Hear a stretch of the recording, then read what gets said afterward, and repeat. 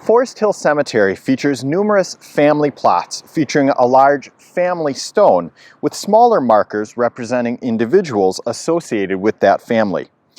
There is an obvious gender bias in the creation of these markers, with men often featured prominently on those larger family stones. The presentation here of the obelisk capped with an urn presents the Barron family stone, with Martin van Buren Barron being recognized on the family stone.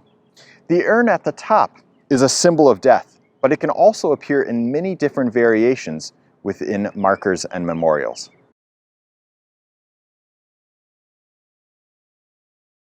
John E. Barron, Sr., came to Eau Claire in 1857 at age 30 and started a flour mill on Lowe's Creek. And as was the rule with ambitious young men in Eau Claire in the 1850s and 1860s, he soon got into the lumber business.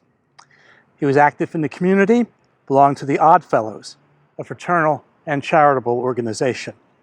He's buried a few yards away from us over there. John's younger brother was Martin van Buren Barron.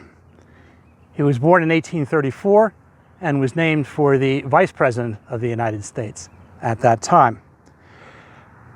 He moved to Eau Claire from New York State during the 1860s, and in 1871 he built the magnificent Carpenter Gothic house, which still stands at 211 Washington, right at the end of Barstow Street, and it's listed on the National Register of Historic Places.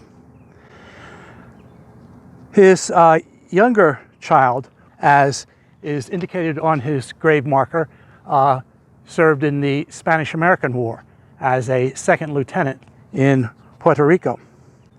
He worked in a number of businesses in Eau Claire and eventually became cashier of the Union National Bank.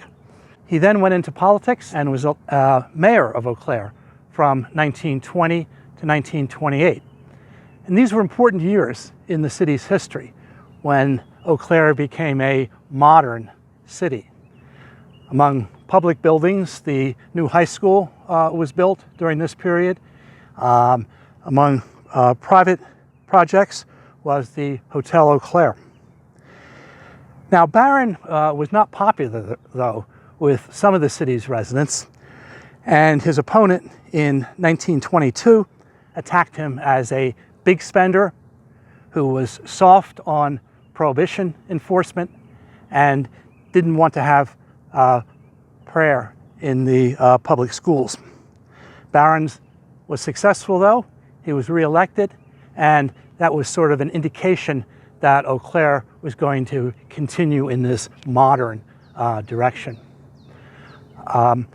Barron finally was defeated for re-election in 1928. He was killed in an auto crash in 1930 on Highway 53. A car pulled out from Highway D in Brackett, pulled out in front of him. And that I still think is a dangerous intersection today. There was this crash and he was killed. There was a large funeral for him at Christ Church Cathedral, followed by a procession here to Forest Hill for the burial in this plot.